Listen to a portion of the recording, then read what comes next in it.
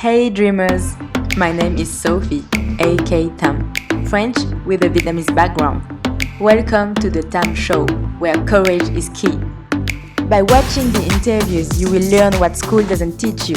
I'll show you all the actual hard and real in-between process that shape it brave, inspiring entrepreneurs.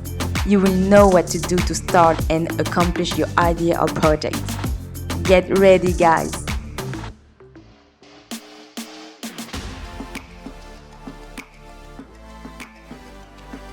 Hello, guys. Hello. This is part 2 of the Tam Show. This is a different kind of show. This is a different kind of show. So if you want to watch, just make yourself comfortable.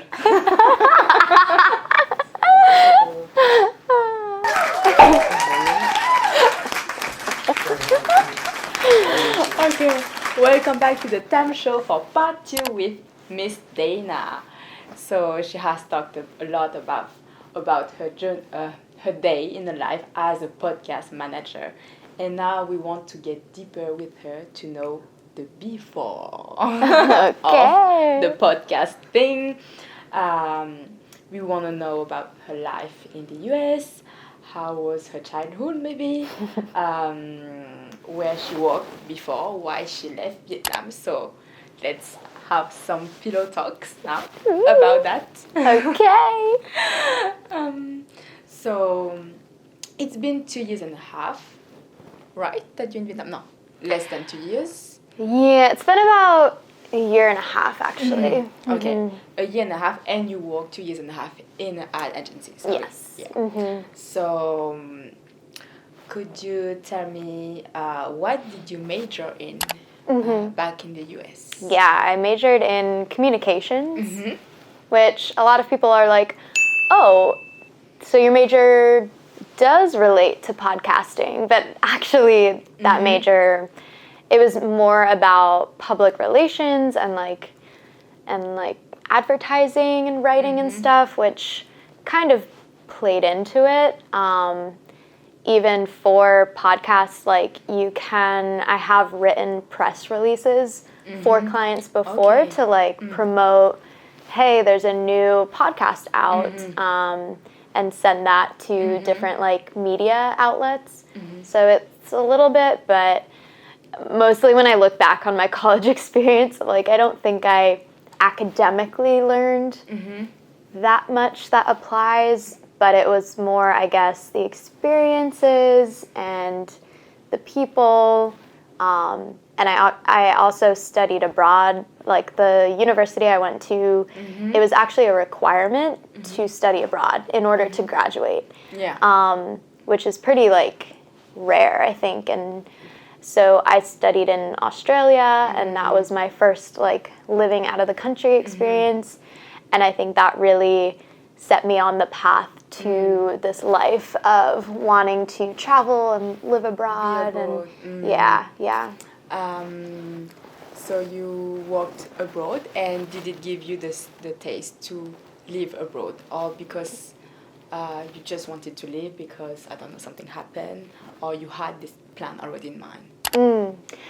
Yeah, I think it's kind of a combination of both. Like, on the one hand, I feel like growing up, I always had this dream to like live abroad, and I don't know why Australia was always on my mind. I think because you don't like hear a lot about Australia, and you don't know a lot about Australia, so I was just curious of like, what are they doing over there? And it was just like the furthest place away from the US that I could think of.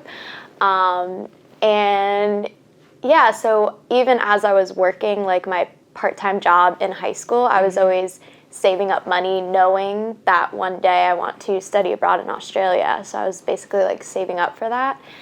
I think it also came out of so I started dating someone when I was 16 in high school, and we dated like through high school, through college. We went to the same college even, and I think I was feeling this need of like, oh my gosh, for all these years I've been like one half like out of this whole, you know, rather than being my own whole person.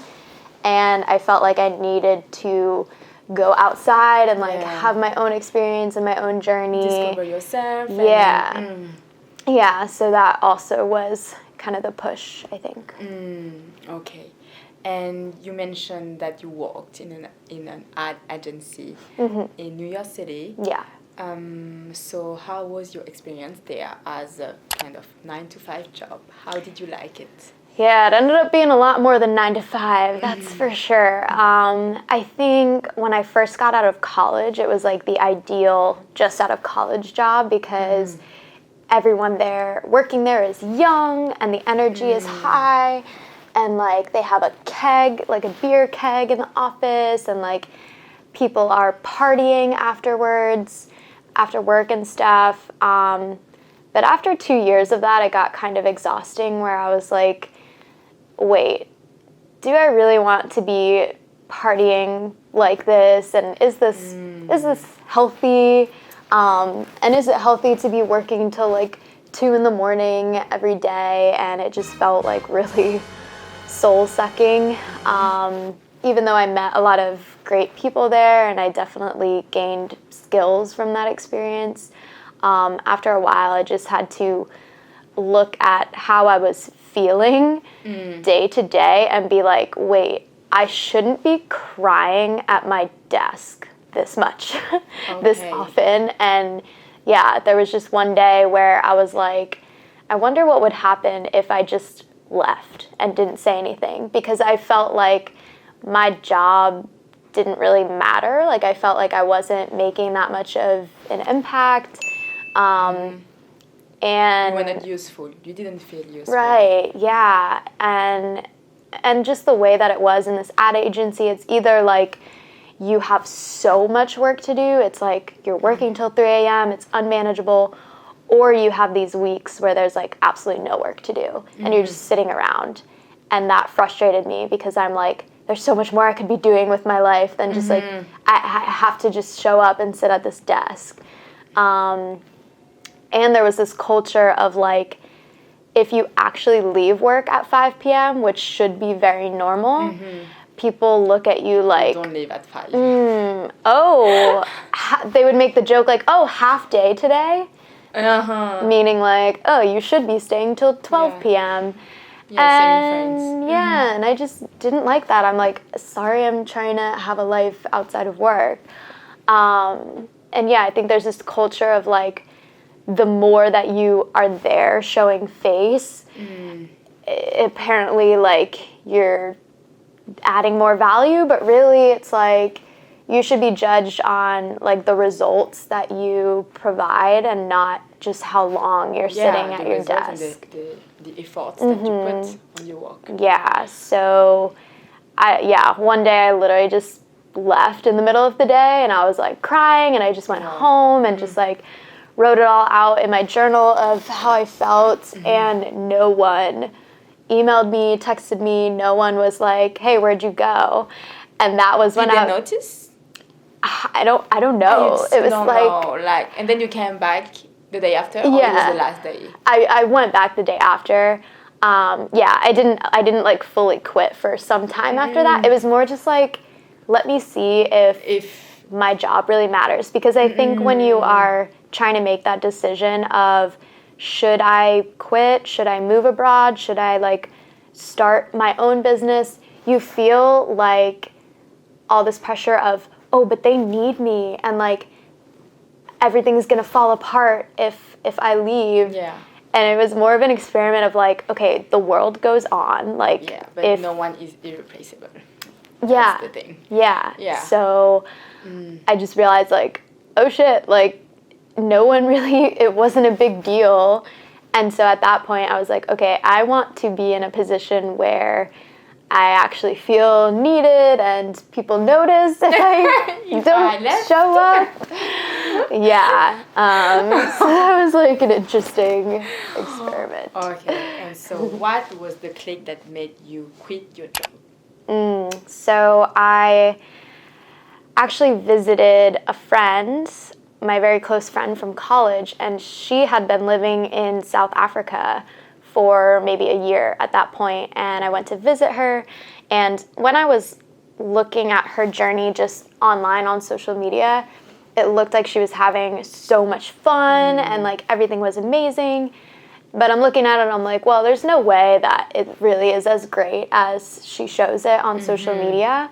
But then I went there and actually could feel her energy and like vibe and how at peace she really was, even though there were hard times, like frustrating things about living abroad, and financial situations and things like that. But she was just like, it's so worth it because I am happy here and just like having a great time.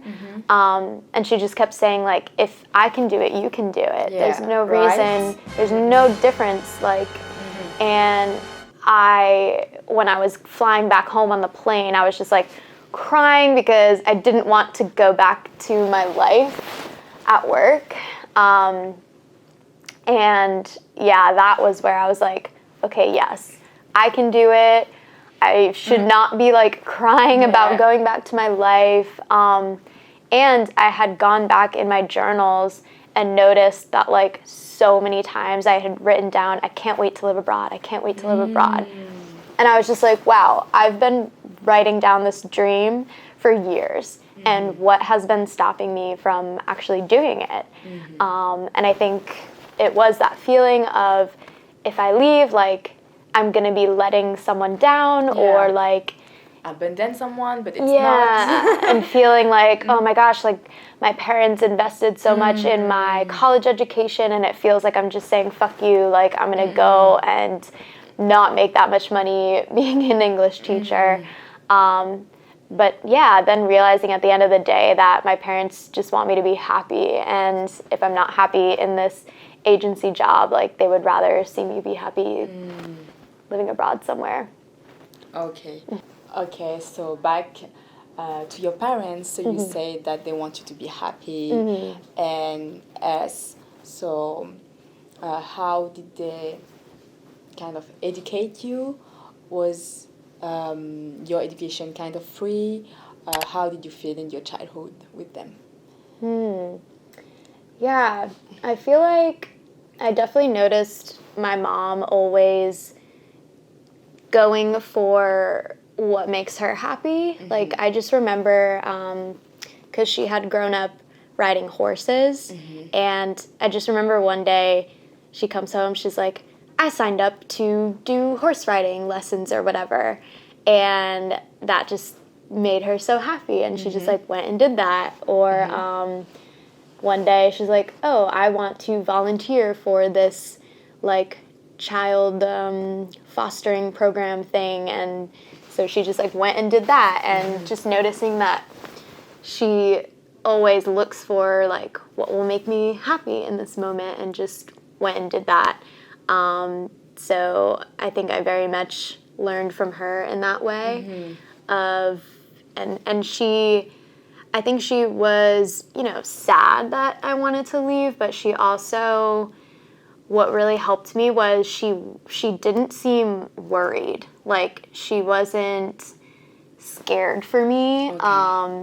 And she didn't seem to have any doubts other than like, I don't know, she wanted me to have like health insurance. Very like mom kind of worries, all but parents. but she never made me feel like I can't do it. She was very like always supporting you. Yeah, she was very like, I know that you are very independent, and I've watched you, you know, go live in Australia and then go live in New York City, and like everything you've done, you've made it work for yourself and like figured things out on your own.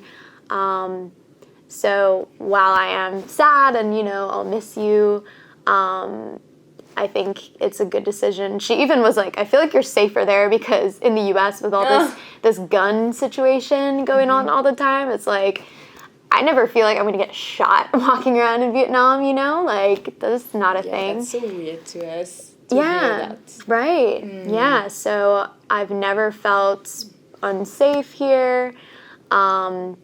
My dad, on the other hand, was quite worried. He worries about me all the time, but I think now that I've been out here and shown like nothing bad has happened, and that you've grew up a lot. Yeah. But did they want at the beginning that you stay in the US and work not so far from them, or were they okay with you really being abroad? I think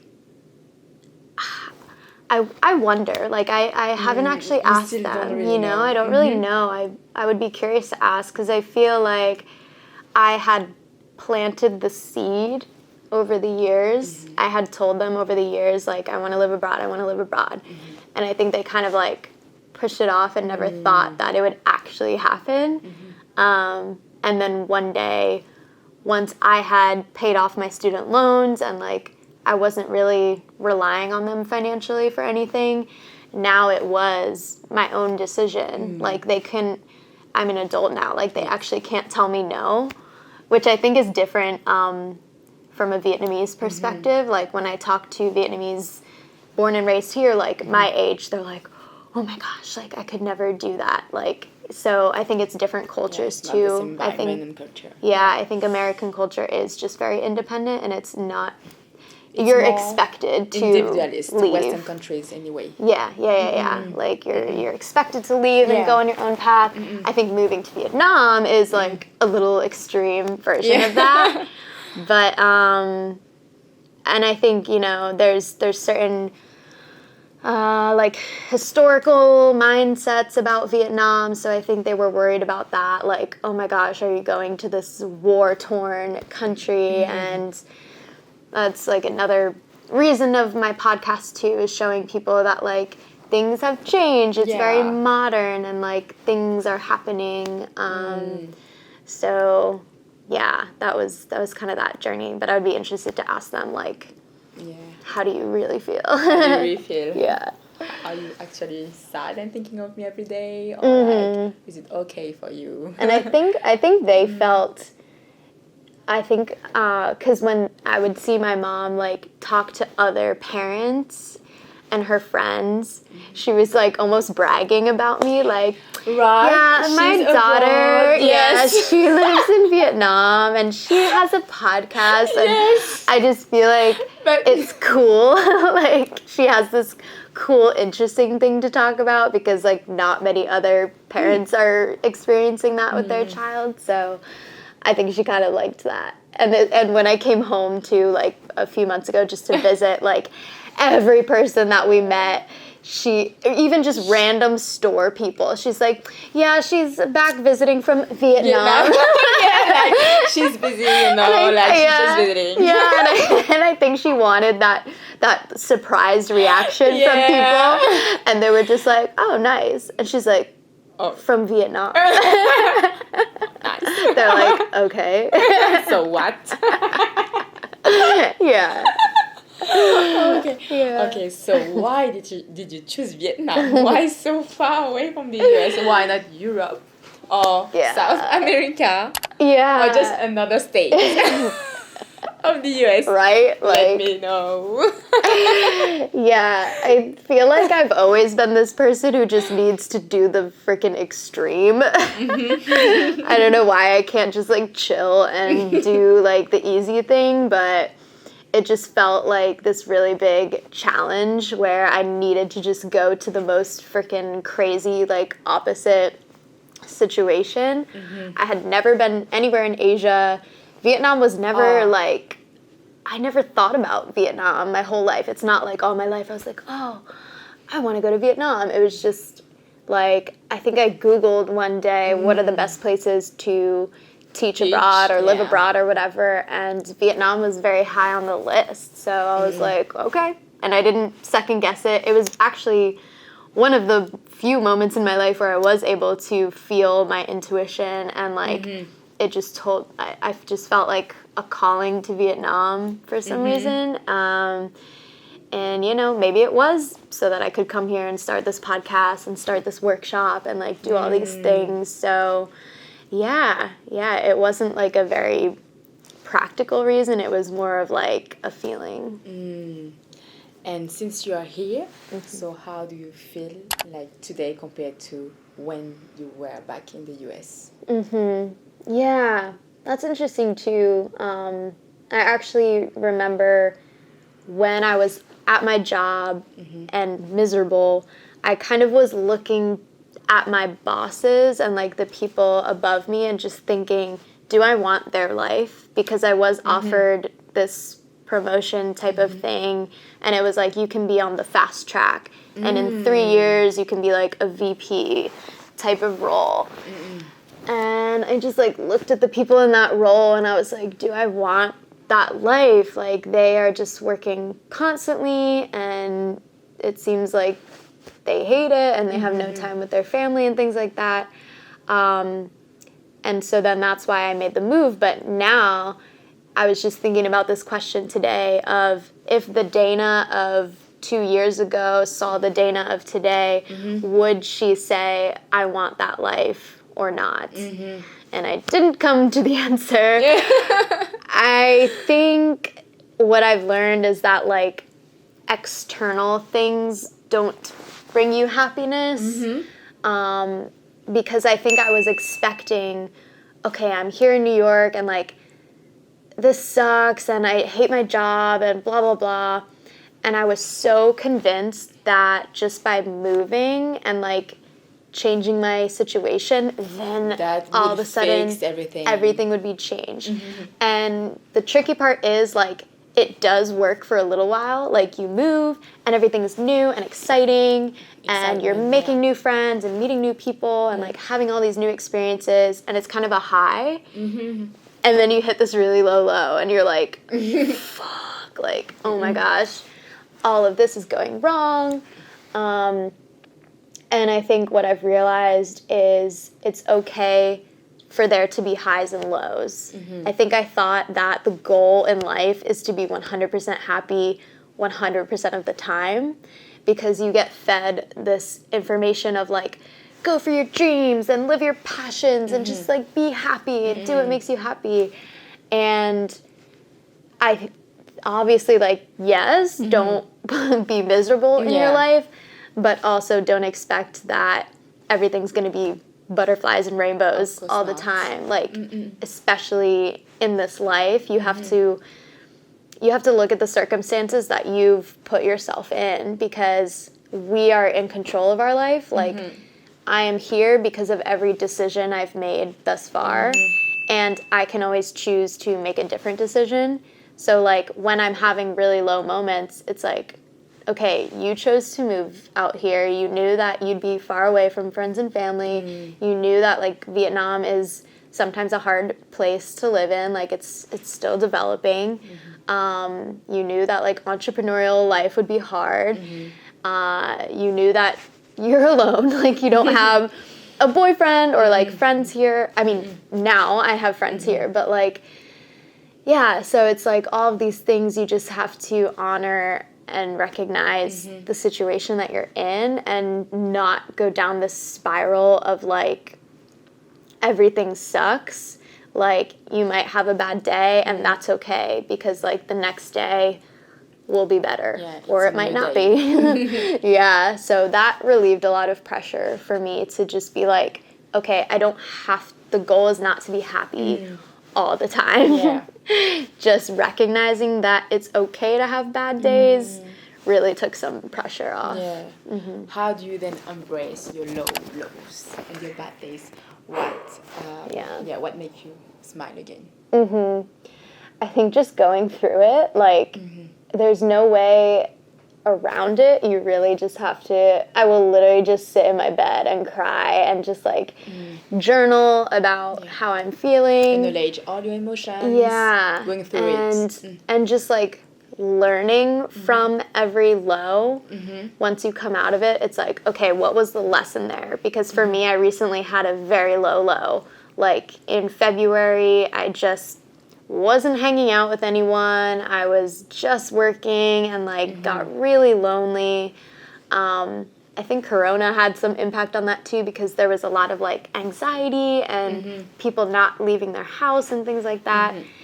and even just like uncertainty in my work life. It's like, do I want to be a podcast manager for the rest of my life? Like, I don't know. And yeah, it was just this really low of like, oh my gosh, I don't know who I am or what I want to be. And the lesson was, okay, you need human connection. So now it's like, okay, what's the strategy for how we're going to make sure we don't get to that low again, which is, okay, make time to meet people for coffee. Or like, I use one of those smart meal, the meal delivery. And so instead of having that every single day, it's like, okay, leave some days where you have to go out of the house and have dinner with someone, so that I'm not like just staying here by myself. So I think it's like being so self-aware and like learning from every experience how to adjust your life so that you don't fall into those super low lows. Or again, like if you do, then how do you fix that moving forward? Yeah. So journaling helps you a lot? Yes, yeah, because I have a lot of like thoughts going on in here, journaling it out. I've been trying to practice meditation. I feel like I haven't quite mastered that yet, but at least having that moment of quiet. I think the other thing is remembering to practice gratitude, like what are the small little things that you can appreciate. So when I'm feeling really bad about Vietnam, I'm like, okay, but wait, like the weather is really nice. For example, I haven't had to deal with snow in 2 years. Or like I can walk outside and there's flowers and palm trees and birds chirping. And you know, like what are those little things, like those small things that you can just appreciate. And I found that I have to do that every single day. And if I don't, then I'll start sliding into a low moment. And the more you do it, the more good will come to you also. Yeah. Because the more you're going to be appreciative, then automatically it will brighten your day, I think. Yeah. The universe will reward you. Yes. No? Yes. Okay. So do you have any plan for the next few months, years, or you are just going with the flow, you are enjoying your life as a podcast manager and just working on yourself, and do you have any ambitions? Yeah, I mean, definitely the plan is continuing with Creators in Saigon podcast, at least for the next year. I don't think I will stay in Vietnam past this year. I feel like I've like played it out enough. And there's just other countries that I want to see and places I want to go. And I do want to explore more of that like true digital nomad lifestyle where maybe it's like being here for a month and then going somewhere else and being here for a month. But also making more time to go back home, because I have realized like how much I miss home and how important it is to me to be around family and having community and things like that. But yeah, in terms of podcast management, definitely just going with the flow and seeing what tweaks I can make to make things more efficient. To grow. Yeah, and growing. Even exploring like other opportunities where people are looking for a podcast producer, where that would be like my full-time job rather than trying to like have all these clients and doing all these things. Like focusing full-time on just one thing might be an interesting opportunity. But yeah, other than that, I'm always so jealous of people who can be like, yes, this is my 1-year plan and 5-year plan and 10-year plan. I'm like, I cannot do that. Like, I barely know what I'm doing tomorrow. So, yeah. Yeah, I think it's quite rare, according to me, that people know exactly, like, okay, in 1 year I'm going to do that, in 2 years, unless you are so organized and you know so much yourself, but you change every day. Yeah. So how could you know Yeah. in 1 year you're gonna be in this city? Right. Something will happen Yeah. before maybe, Mhm. you know, so you don't know. Yeah. So thank you, Dana, for this so cool interview. Yeah. And I love speaking with you and have this conversation. And we are gonna close now the interview. Yeah. And that was such a good pillow talk. Yes. I hope you guys enjoyed it. And I will link below all the links that we've mentioned on her works, on the software she's using, or else, any tips or else. And please follow her. She's amazing and really inspiring. And listen to her podcast. Yes. Okay, see you. Bye. Bye. Thank you for watching. Love it, Nessa.